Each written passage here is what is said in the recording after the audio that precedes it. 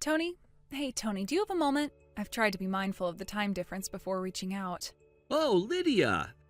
Hey, Lydia, you're good. This is actually a perfect time to chat. Your timing is spot on. Is that so? Great! Something on your mind? I was wondering when your next trip back to the US might be. Huh?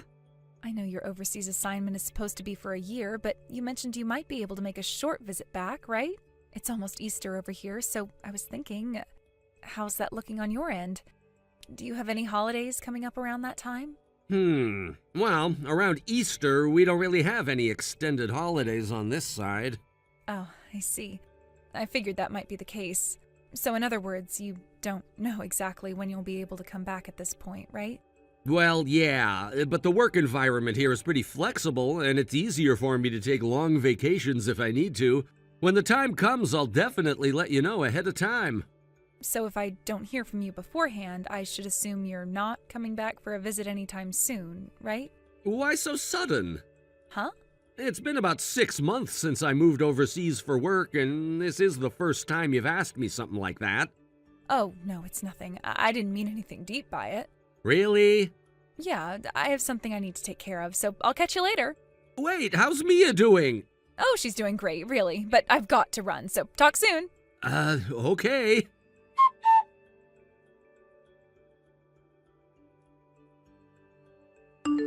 Tony, do you have a moment? Huh? Mom, is that you?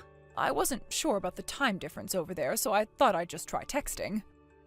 At this time, it's no problem at all. Oh, that's good to hear. We'll all just continue then. Yeah, what's going on? So earlier today, Mia came over to my house. What? Mia came over? Yes, she walked over all by herself. It seems it rained on her the way here. She must have found some shelter from the rain, but I don't think she could avoid stepping into puddles. By the time she reached my place, her shoes and socks were completely soaked. Wait, hold on a second. From my house to yours, that's over 3 miles, right? You're telling me that a 5-year-old girl walked that entire distance in the rain, no less? Sure, the route is pretty straightforward once you hit the main road, just a straight shot from there, but still, what on earth happened? And where the hell is Lydia in all this? She usually works part-time during the weekdays, right? On Sundays, she should be at home. At least that's the assumption. There's no way Mia's mother, Lydia, hasn't realized her own daughter's gone missing from the house, right? I thought the same thing, so I tried calling Lydia's cell phone, but either it's turned off or something, because I couldn't get through at all. I even tried calling your landline, but no one picked up there either. Is that so? Did you try contacting Lydia's parents' house? Not yet. I didn't want to make a big fuss about it without having more information. I thought it would be best to talk to you first, since you're Mia's father. I see. Got it. Did Mia herself say anything about what happened? Well, here's the thing. She keeps saying, I'm not supposed to tell. Mama told me not to, and she's been crying the whole time. I tried calming her down with some warm milk, but she fell asleep right after that, so I haven't been able to get any more out of her. I see. In that case, it's probably best not to press her for more right now. Thanks for taking care of her, by the way. Oh, it's nothing. She's my precious granddaughter, after all. So, sorry to impose, but today's the start of a 2-day holiday there in the US, right? Would it be okay for you to watch Mia at your place during the holiday? Of course, that's no problem at all. Actually, the truth is, I'm coming back to the US in 2 days. Oh, is that so? By the time I arrive, I should have figured out more of the situation. I'll explain everything to you then. Oh, and please don't tell anyone about me coming back. Not even Mia? Sorry, but yes. I can't rule out the possibility that Lydia might try to get in touch without us knowing. Is there something you're suspecting? Well, yeah. It's not something concrete just yet, so I'd rather not go into too many details right now. But I think she's cheating on me. Cheating? Are you serious? Yeah, I don't have solid evidence yet, but her recent behavior has been really suspicious. She's been hiding her phone a lot, avoiding eye contact with me. I've been pretending not to notice, but I'm at my limit now. Maybe Mia's picked up on that too. That's possible, but if that's the case, I really don't want to ask Mia about it directly. Her mother's still important to her, and I don't want to put any more emotional stress on her than she's already dealing with. You're right. That's the best approach. In any case, please take care of Mia until I get back. If anything changes or there are any developments, please let me know right away. Of course. Thanks, Mom. I'll be in touch later. Got it. Take care of yourself, okay?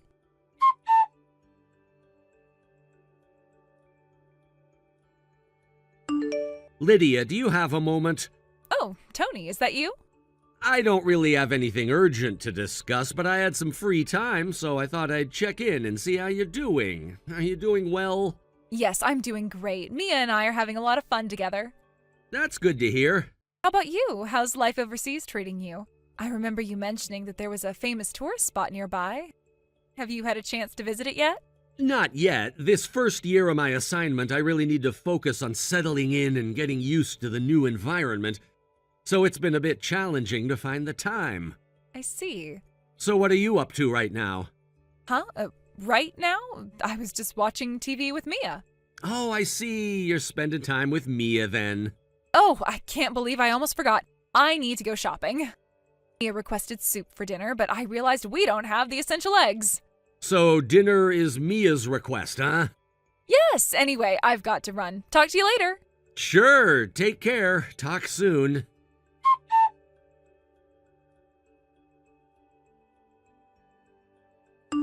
Mom, I'm back in the U.S. Welcome home, Tony. Thank you. Feels good to be back. So you're coming straight here instead of going home, right? Yeah, sorry about that, but I'll be relying on you for a bit. By the way, Mia has been with you this whole time, right? Yes, she has.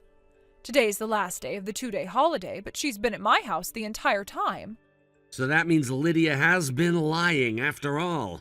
I texted her earlier asking how's Mia, and she replied that they're spending time together at home. I see. There hasn't been any sign that she's worried about Mia being gone. I wonder what she's thinking. In any case, I'll tell you everything I know when I get back. Right now, I'm on the bus. I'm gonna stop by the private investigator I hired to hear their report on the way home. I think I'll arrive at your place in the evening. Got it. Oh, please take care.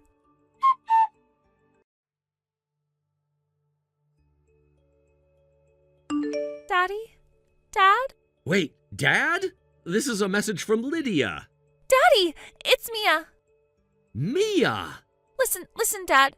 Mom's wallet is empty and I haven't eaten anything for 5 days.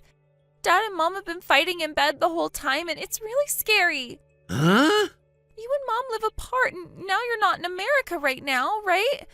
Why are you fighting in bed for so long? Well, Mom told me to call her friend. So is the person with Mom a fake dad? Dad, help me. Huh?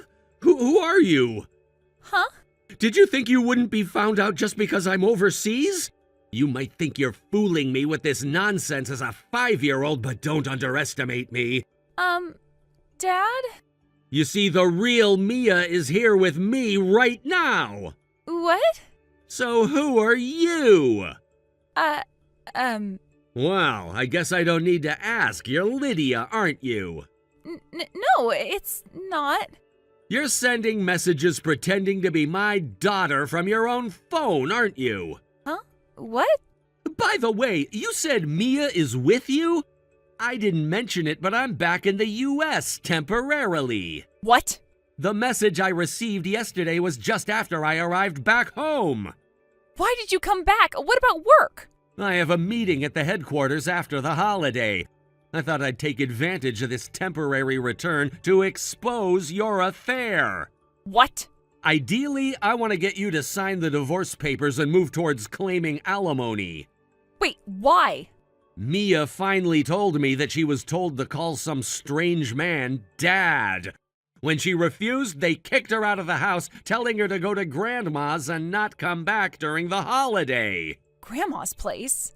Did you think she would go to your mother's house? Unfortunately, Mia showed up at my mother's house. What? When I checked with your mother, it turns out she's currently on a trip with her friends. So Mia made the judgment to walk the 3 miles to my mother's house, who's her other grandmother. Wait, how do you know all of this? Why do you know about Mia's whereabouts and your affair when you just got back?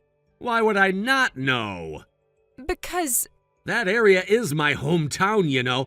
I have friends, relatives, and neighbors I've known since my parents' generation. Do you have any idea how many people I know? Huh? But isn't your family home? Are you misunderstanding something?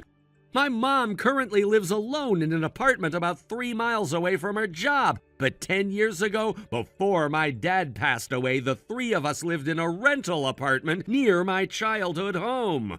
No way. Oh, by the way, it's too late to try to escape with the affair partner you brought in. What? Your father, my uncle, and his wife, and the affair partner's wife are all waiting in front of my house. No way! And me too. I just arrived. No way! You weren't with Mia? I was with her until a moment ago. I was messaging you while taking a taxi here, so now I left her with my mom. What is that? Well, time to storm your affair scene. Wait!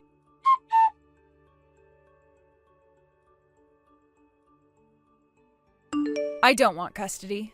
Huh? I'll give you Mia's custody. Seriously? You're being so nonchalant about it, especially after how panicked you were yesterday when they barged in on you. Well, of course I was shocked. I mean, they launched such a surprise attack. But nothing really happened, right? You're acting like it was some huge disaster. Sure, whatever. So you're saying I can take custody of Mia? Yeah, I don't want it, so you can have it. You probably figured out that I was pretending to be a disinterested mother so I could give up custody for the sake of remarrying him, right? Yeah, I figured that out. Otherwise, you wouldn't have gone through the trouble of pretending to be Mia and sending those messages that made it sound like Mom is terrible. That was quite a bold move you pulled, I have to admit. This was actually my mom's idea, you know? She really pushed me to do it. Ah, so you and your mom are in cahoots. That makes sense. Exactly. Since my affair partner has a high income, we're working under the assumption that he will be covering the alimony and child support, right? It's all planned out. He's the son of a company president, and he himself is one of the executives. His annual income is around $200,000. Can you believe that? Wow, that's impressive. But wait, can I just ask something? Hold on a second. Oh, you're jealous, aren't you? That's what this is about? Just to clarify, the company president is actually your partner's father-in-law. Huh? What do you mean? Since he's a son-in-law, it's pretty much guaranteed that once his infidelity is exposed, he'll be divorced and kicked out. I heard that talks are already underway to have him removed from his position as an executive. It sounds like he'll have a tough time remaining with the company after all this. Wait, what? You're joking, right? No, I'm serious. They're probably gonna kick him out. The moment his wife finds out, she's not gonna keep him around. Well, in any case, we already put it in writing that he'll pay the alimony and child support in a lump sum. And he's already made that lump sum payment, so we're good there. Hold on a minute. What if he decides to back out? I'm not interested in agreeing to either installment payments or a reduction. He has to stick to the original plan. Tony, wait, that's going to be a problem for me if he changes his mind. Well, it's not going to be a problem for me, so I'm fine with it. I'll be okay regardless of what he decides to do. I still prefer not to go through with the divorce. Is there any way we can avoid that? No way in hell. You're making this harder than it needs to be. Seriously? You're just going to leave me hanging like this? From now on, communicate through your lawyer. I don't want to deal with this directly anymore. It's not worth the hassle. See ya. What am I going to do? I don't have any money right now. This is such a mess. I thought things would be different. I thought I could manage the situation, but now it feels like it's spiraling out of control. Maybe if you hadn't made those choices, we wouldn't be in this situation right now. You have to think about the consequences of your actions. Consequences? It's not like I wanted things to turn out this way. You think I planned for my life to become a total disaster? I'm just trying to figure out how to keep my head above water.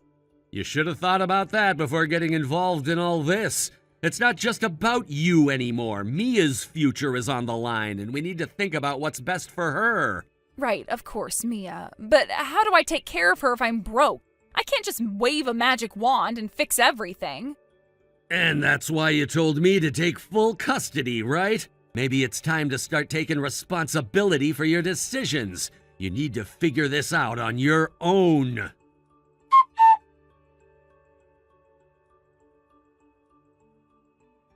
So, it turned out to be a short-term battle during the 2-day holiday, but we managed to settle things somehow. I never expected the process to be so tumultuous, but life has a way of throwing curveballs when you least expect them. In the end, a surprising misunderstanding came to light, but since I have the divorce papers here, it's really none of my concern now. I hurriedly submitted them to the city office. It felt oddly liberating. A weight lifted off my shoulders, even amidst the chaos. Later on, it was arranged that my former father-in-law would cover the costs for the alimony and child support. This was a relief because the financial burden could have been overwhelming otherwise. By the way, my former father-in-law also started an investigation into his wife, who had been complicit in their daughter's infidelity. The realization that he had to confront his own family dynamics must have been a painful one. He always seemed to be the pillar of strength, but now his world was crumbling around him. Before long, it was confirmed that she was indeed cheating, which led to a divorce that involves claims for alimony. I can only imagine the conversations that took place behind closed doors, intense, emotional discussions that would leave scars on the family. The fallout from this revelation must have been immense, affecting not only the two of them, but everyone in their immediate circle. It's hard to process the idea of betrayal when it comes from those you trust the most. As a result of all this, Lydia ended up in a position where she had to take out a loan from her father. I can only imagine the weight of that decision hanging over her. There's something profoundly uncomfortable about borrowing money from a parent, especially under such dire circumstances. Now she's responsible for paying it back herself, and I wonder how she feels about this newfound financial responsibility. Does she see it as a necessary step toward independence, or is it just another reminder of how far she's fallen? Meanwhile, my former mother-in-law will have to work to pay off the alimony she owes. This must be a bitter pill for her to swallow, considering she may have never anticipated having to support herself in this way. It's a situation that turns everything she once knew on its head. The irony is palpable. The woman who once held a position of privilege is now facing the consequences of her choices in a way she never thought possible. Right now, she and Lydia are living in a run-down, cheap apartment. I can't help but picture the scene, the peeling wallpaper, the flickering light bulbs, and the cramped space that has become their new reality. Their situation has become so dire that they're practically fighting over the little food they can afford each day. It's a stark contrast to the life they once led, filled with comfort and security.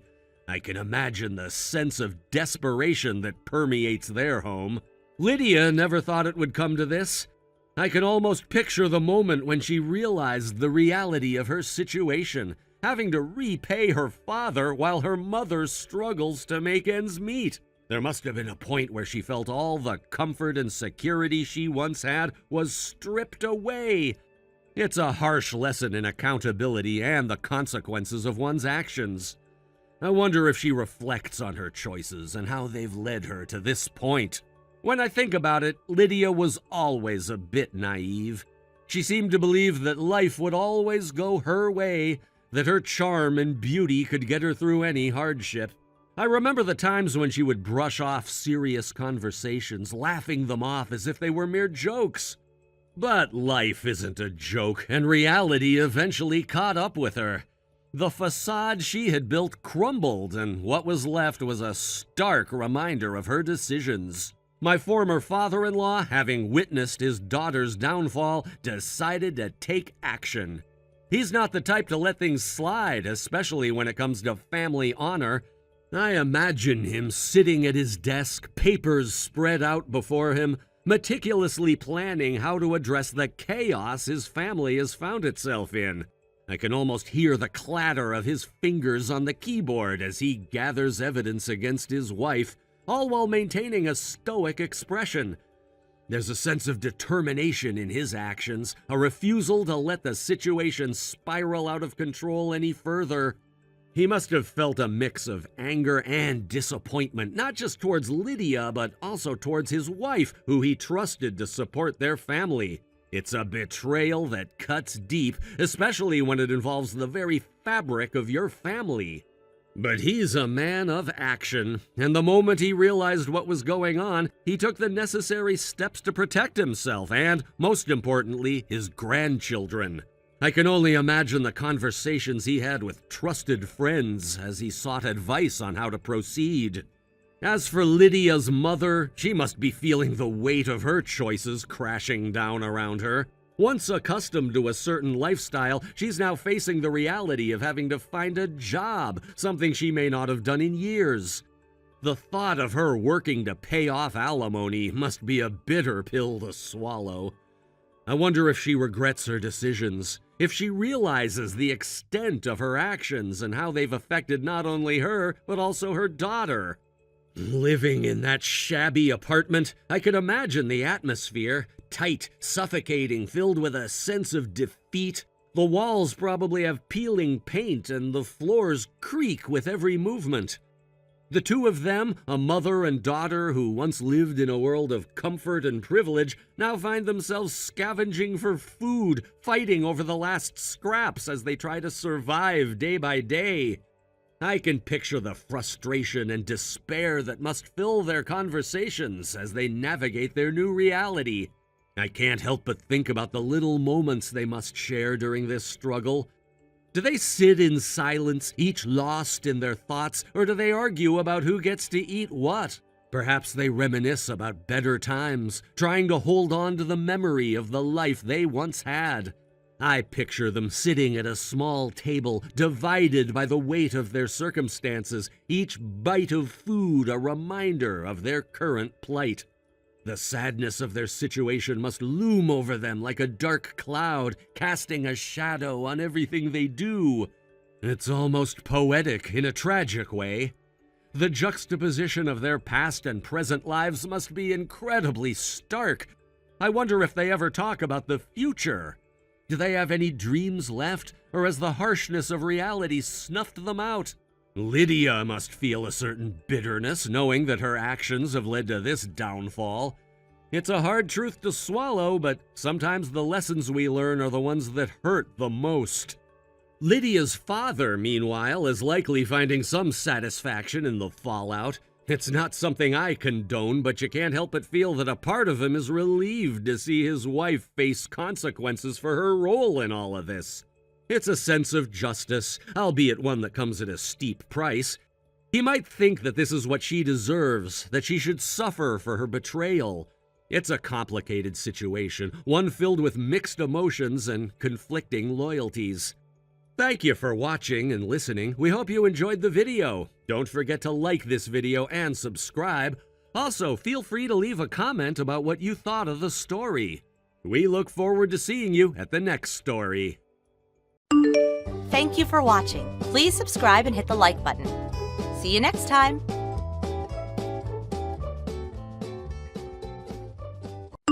Hey, Aya, what the hell are you doing? We're right in the middle of a wedding reception and you're holed up in the waiting room? You left your seat without it being time for the dress change or anything. What are you thinking? Get back to the reception hall now. The guests are getting confused and worried. This is totally inappropriate. No, that confusion? It's not because I left the room. Don't try to pin this on me. They're confused because of your actions. Huh? What are you even talking about? The bride just suddenly stormed out of the reception in the middle of everything. I mean, what's more confusing than that? What else could possibly be going on? Oh, I don't know. Maybe the fact that during our wedding cake cutting, the moment that was supposed to be my moment as your bride, you, my new husband, decided to go ahead and cut the cake with your ex-girlfriend, Kate? Seriously, what the hell was that? Wait, what? You're mad about that? Are you even listening to yourself? Kate, who, mind you, I only found out was your ex-girlfriend from a friend of mine just today, suddenly shows up right next to you during our cake-cutting ceremony. She grabs the knife, and instead of stopping her, you just go along with it. You both cut the cake together, smiling, laughing like it's some cute moment between the two of you. The moment that's supposed to be about us, not about you and your ex. What is wrong with you? Oh, that? Yeah, Kate was really excited. She said something like, "Thanks for letting me live my dream of cutting the cake." Isn't that sweet? She was so grateful. Excuse me? Come on, you know the story, right? Kate and her husband did a shotgun wedding. They had to rush things because she got pregnant, so they skipped out on a big fancy reception. She told me she was on a tight budget at the time, so they just went with the cheapest photo package for their wedding. They never got to have a proper cake-cutting ceremony or any of the usual fun stuff. So what? What does that have to do with our wedding? Well, it means that she never got the chance to do the cake cutting. You know, she's never had that classic wedding moment, right? So when she asked me, like half jokingly, if she could join in on ours, I figured, hey, why not? I suggested we do it together, and she was over the moon. I thought it was nice of me to help her out with her little dream. Are you out of your mind? How can you even say that? Do you not realize that the cake cutting is something that's supposed to be between us, the bride and groom? Not yours and Kate's. How do you not see how completely inappropriate that was? Oh, come on, it's not that big of a deal. Seriously, relax. Kate just wanted a moment, and we gave it to her. No harm done, right? You should be happy I was so accommodating. Sharing is caring, right? This isn't about sharing. This is about respecting boundaries and understanding what moments belong to whom. The wedding cake is symbolic. It's one of those significant moments that marks the union of the bride and groom, not the groom and his ex. And you're acting like it's no big deal? Jeez, you're overreacting. You're acting like I ruined the whole wedding or something. It's not like you missed out on anything. We can still take the official photos and everything. Just let it go, okay? Let it go? You really don't get it, do you? You are unbelievable. Look, I don't see why this is such a problem. I just figured since you've had everything else going smoothly and your dream wedding is already happening, you could afford to be a little generous, you know? Show some spirit of compromise, some flexibility. Everything doesn't have to be perfect or go exactly by the book. It's not about perfection. It's about what's right and what's appropriate. This isn't just a little hiccup. This is an enormous breach of trust and respect. How can you not understand that? Okay, fine. You're mad, I get it. But let's be real, this is no reason to throw a tantrum and leave the reception, right? So, can we get back to the reception and finish this thing? The guests are probably wondering where the bride is. Let's not make this a bigger deal than it needs to be. You think we can just pick up where we left off? Like nothing happened? No, we're not going back like this. Not after what you did. What do you mean? You're seriously not coming back? You're gonna stay in the waiting room for the rest of the wedding? That's ridiculous! Hold on, I'm passing the phone to my cousin, Drake. He'll take it from here. Wait, what? Your cousin? Why him? What's going on? You don't know him, right? But don't worry, just keep talking to him. He'll handle this now. I don't have his number. How is this supposed to work? You'll continue talking right here, just like we are now. He'll take over from my phone. Wait, what do you mean he'll take over? Why am I talking to him instead of you? Just listen. He'll explain, and please respond properly.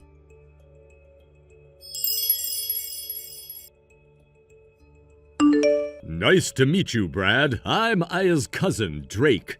Oh, hi. Nice to meet you. We don't really know each other, do we? That's correct. Today's wedding was supposed to be our first meeting, but, well, things turned out this way.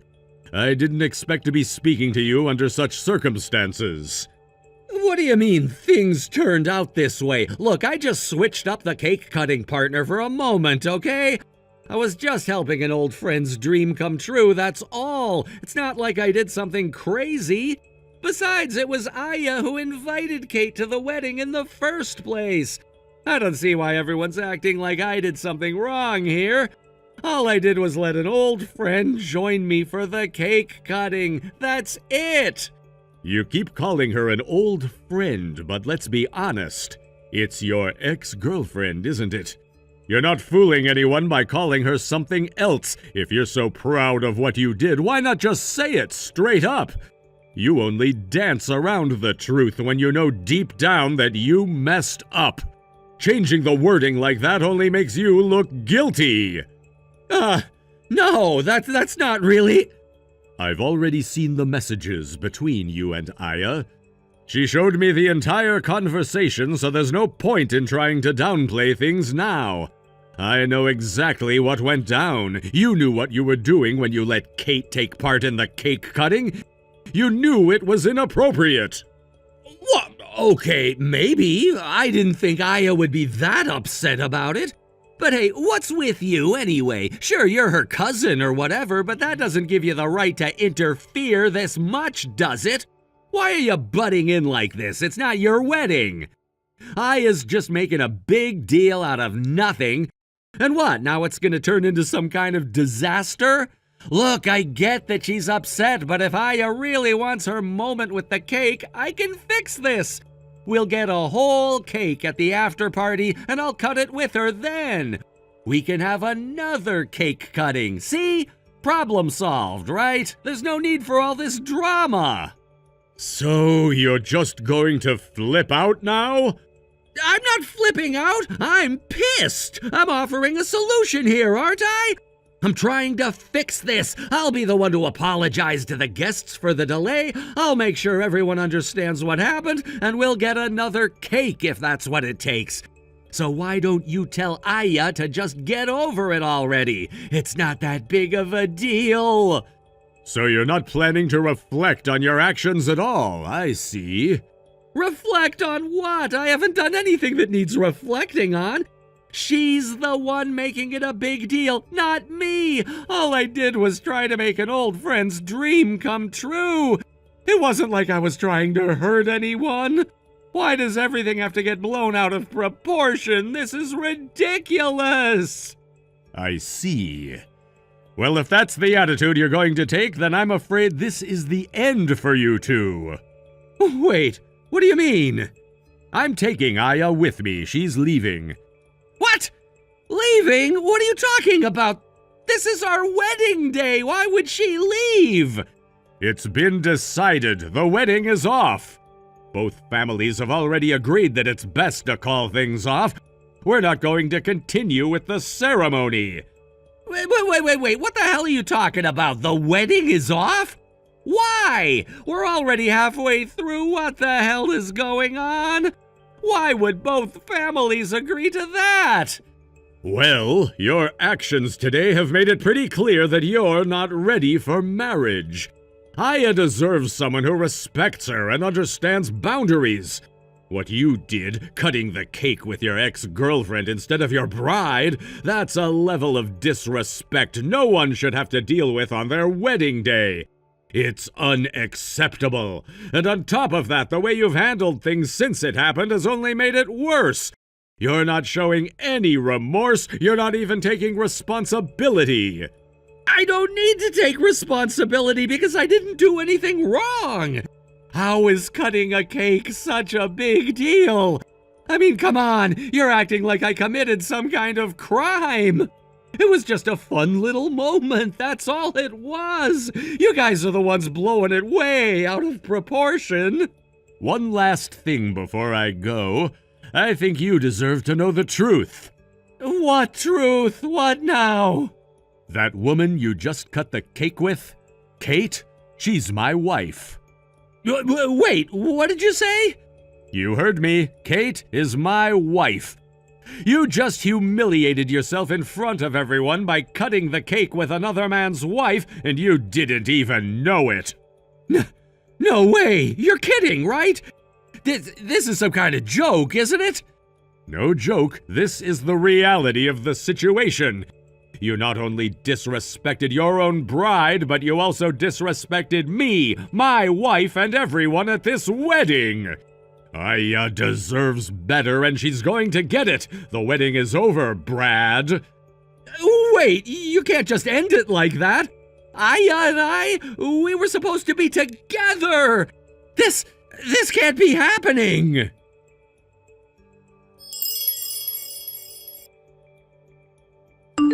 Hey, canceling the wedding is one thing, but breaking off the engagement entirely? And you've already hired a lawyer? Are you serious? Honestly, I'm starting to question if you're the one who isn't thinking clearly here. What? Do you even understand the significance of a wedding cake cutting ceremony? What it symbolizes? Isn't it just some performance where the bride and groom cut the cake together to serve the guests or something? Wow, you don't even know the basic meaning behind it? Oh, I shouldn't be surprised. What other meaning could there possibly be?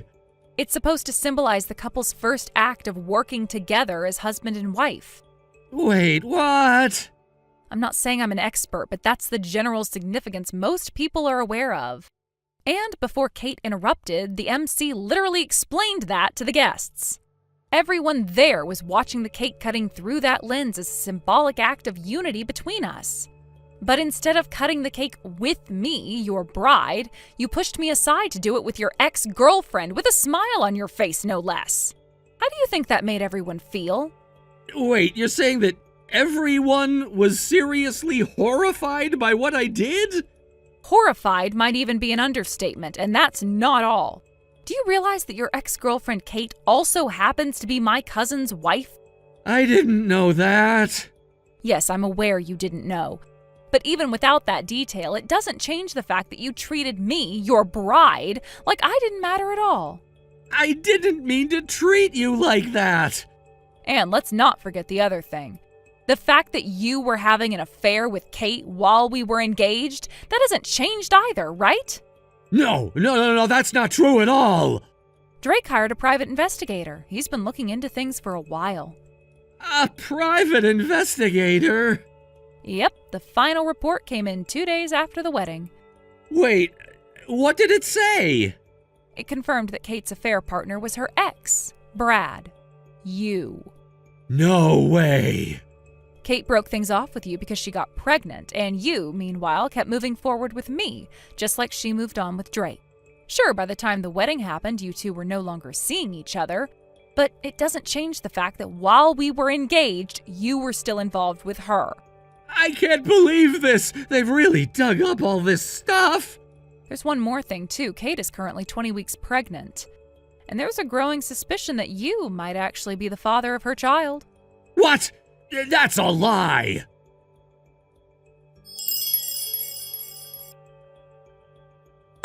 Please, spare me from paying the compensation. You have to help me. Huh? What are you going on about all of a sudden? You already agreed to a lump sum payment in front of the lawyer. You even signed the documents. Don't tell me you've forgotten. I haven't forgotten, but right after that I got hit with compensation claims from your cousin, too. And even Kate! Kate's demanding it too! Oh, right. I suppose that's because the DNA test confirmed that the baby Kate is carrying is yours. After that, Drake divorced her. I guess Kate's demands are piling up now. Let me guess. She's telling you to take responsibility, marry her, and raise the child? Or, if not, pay child support? And she's probably demanding compensation for the emotional damage, too. Yes, exactly! That's exactly it! And it's not just that. I'm also stuck covering all the wedding expenses since the whole thing got called off. You know, the reception, the venue, all the catering, and the honeymoon, too. They're charging me the full 100% cancellation fee. Do you know how much that is? My savings aren't just gone, they're completely wiped out. If this keeps going, I'll have no choice but to take out a loan just to survive. I'll be in serious debt soon. Sounds like quite the mess. Please, I'm begging you. Can't you at least let me off the hook for your compensation? We used to be engaged, right? We had something between us. We shared a connection, didn't we? Can't you cut me some slack for old time's sake? Wait, we had something? What do you mean by that? You know, we were engaged. Sure, things didn't go as planned and we didn't make it to the altar, but still, we were close at one point, weren't we? I mean, even if we broke up, we were important to each other. I still think there's something between us, right? We cared about each other once, didn't we? Can you find it in your heart to forgive me, even just a little? I don't know what world you're living in, but any connection we had is long gone. I don't have any feelings left for you, not even a little bit. Wait, what? No, that can't be true! Don't say things that make my skin crawl, Brad. It's revolting. What do you mean by that? You don't really mean that, do you? I mean exactly what I said. After seeing how much of a lowlife you truly are, every single ounce of affection or respect I had for you disappeared. It's all gone, completely. That's why I called off the engagement. And that's why I'm pushing for the compensation to be paid in full, all at once, so I can get this over with and cut ties with you as fast as possible. No, wait! You don't mean that? You don't really hate me, do you?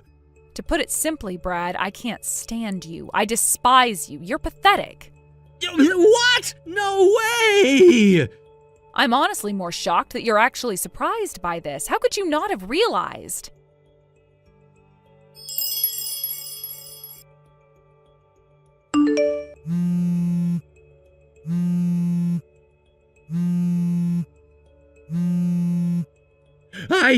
What's going on? Why did you move out? Excuse me? What are you talking about? I just came by your place, but I couldn't get in because of the new security system. Then I noticed your nameplate wasn't there anymore.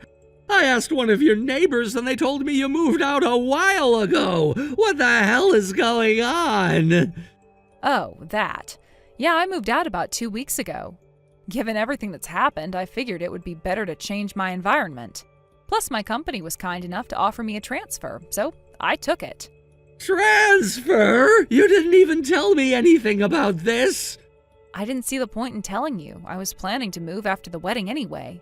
Even without the transfer, moving out was inevitable. But now that we've broken off the engagement, this has nothing to do with you anymore. Nothing to do with me? Of course it has everything to do with me. I was planning to move in and live with you here. Huh? What are you talking about? I borrowed money from my parents and relatives to pay off all the compensation claims. But after that, I got kicked out of my parents' house for good. They told me I had to pay back all the money I borrowed as soon as possible. So I thought if I moved into your apartment where you were already paying rent, I could save a lot of money. So you're thinking you'd move in with me, stop paying rent elsewhere, and then use the saved up money to pay off your debts? Is that what you mean? Yes, exactly. You get it. And now can you please cancel the termination of the lease right away? I need this place. I guess I forgot to mention something earlier. That apartment, it's actually part of my company's housing program. The whole building is used as a dormitory for employees. What? A company dormitory? Yep. So technically it's not a regular apartment I was renting. When I got transferred, I vacated one of the dorm rooms for another employee to use. That's how it works. Can't you do something to help me out? There has to be a way, right? You're aware that if you're not an employee of my company, you can't live there, right? That's a basic rule. You're not one of our employees, so there's no way you can just stay there. Actually, I kind of left my job. You what? I had to quit. I mean, after that whole cake cutting disaster at the wedding with Kate, it became impossible for me to stay at work. I had invited my co-workers and even my boss to the wedding, so you can imagine how awkward it became. I felt so ashamed that I couldn't stay at that company anymore. Oh, is that so? I don't have a place to live now. Can't you help me find somewhere? Not my problem. What? This is getting annoying. I think I'll block you now. Goodbye. Daya, wait! Don't do this!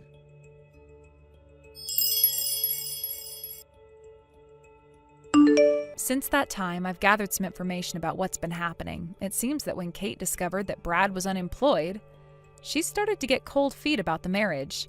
After some back and forth, it was ultimately Brad's parents who stepped in. They made the decision to pay child support in one lump sum, hoping that this would put an end to the disputes between the two. With this sudden influx of cash, Kate found herself in a rather advantageous position. She thought to herself, why not use this child support as my alimony? Unfortunately for her, her parents caught wind of this scheme. They were furious and declared, "You have no qualifications to be a parent." In a shocking turn of events, they took the newborn away from her. They left her with nothing. They kicked her out of their house without a penny to her name. Rumor has it that Kate is now living a very different life. She's been seen meeting various men in the bustling entertainment district. Every time, she disappears into nearby hotels with them, chasing whatever thrills she can find, as if that could fill the void left by her failed relationships and her lost child. On the other hand, it seems Brad isn't faring much better. I've heard he's been spotted escorting much older women in their 50s or even 60s, into hotels, all while sporting an awkward, strained smile. They say he's been with women who are 20 to 30 years his senior. It's a strange sight, really, to see someone so young paired with such mature women. I didn't want to pry too much, but I can only imagine how awkward those encounters must be. It seems like he's desperately trying to find a way to cope with his situation. But from what I hear, he's not the kind of person who can maintain a healthy relationship under these circumstances. The way he behaves is unsettling, and honestly, I feel a bit sorry for him, even though he brought much of this upon himself. Both of them seem to be caught in a cycle of bad decisions and desperation. I can't help but wonder how they got to this point. Was it the pressure of their failed relationship that pushed them into these circumstances? Or was it their lack of foresight and maturity? They were once a couple with dreams and aspirations, and now they're just shadows of who they used to be. As for Kate, it's painful to think that she's now defined by her poor choices. Instead of focusing on her child and making a life for herself, she's out there, seeking validation from strangers.